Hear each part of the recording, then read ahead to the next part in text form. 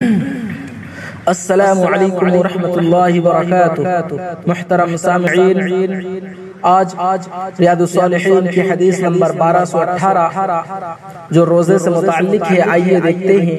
وعن ابی سعید الخدری رضی اللہ عنہ قال قال رسول اللہ صلی اللہ علیہ وسلم ما من عبد يصوم يوما في سبيل الله الا بعد الله بذلك اليوم وجهه عن النار 70 خريفا متفق علیہ۔ ترجمہ، حضرت ابو سعید خدری رضی اللہ عنہ بیان کرتے ہیں کہ رسول اللہ صلی اللہ علیہ وسلم نے فرمایا، جو شخص اللہ کی راہ جہاد میں ایک دن کا روزہ رکھتا ہے تو اللہ اس ایک دن کے روزے کی وجہ سے اس شخص کے چہرے کو جہنم کی آگ سے 70 سال دور کر دیتا ہے۔ آئیے دیکھتے ہیں اس حدیث سے سمجھنے والی باتیں۔ نمبر 1، نفل روزے رکھنے کی ترغیب۔ نمبر 2، اللہ تعالیٰ کی رضا کی خاطر نفل روزہ رکھنے کی فضیلت۔ نمبر 3، اگر کوئی شخص روزے کی وجہ سے کمزوری محسوس نہ کرے تو وہ میدان جہاد میں بھی روزہ رکھ سکتا ہے تاکہ وہ دونوں فضیلتیں جمع کر لے۔ نمبر 4، خریف کا ذکر خصوصی طور پر کیا کیونکہ خریف کے موسم میں پھل پک کر تیار ہو جاتے ہیں اور وہ چنے جاتے ہیں۔ نمبر 5، 70 سال سے مراد 70 سال کی مسافت ہے۔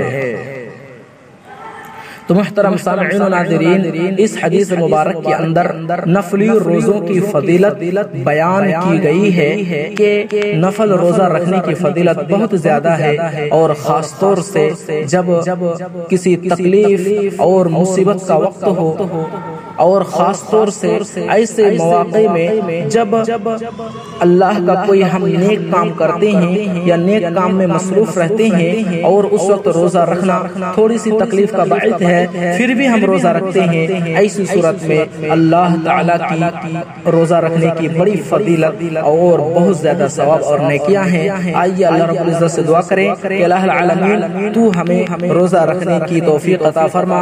اور حدیث نمبر 1219 بھی دیکھ لیتے ہیں۔ وعن ابی ہریرہ رضی اللہ عنہ عن النبی صلی اللہ علیہ وسلم قال من صام رمضان ایمانا واحتسابا غفر له ما تقدم من ذنبه متفق علیہ۔ حضرت ابو ہریرہ رضی اللہ تعالیٰ عنہ سے روایت ہے کہ نبی صلی اللہ علیہ وسلم نے فرمایا، جس شخص نے ایمان کے ساتھ ثواب کی نیت سے روزہ رکھا تو اس کے سابقہ گناہ معاف کر دیے جاتے ہیں۔ فائدہ حدیث، رمضان کی فضیلت اور علو منزلت کا بیان۔ یہ روزوں کا مہینہ ہے، جو شخص اس کے روزے رکھتا ہے اس کے سابقہ تمام گناہ معاف کر دیے جاتے ہیں۔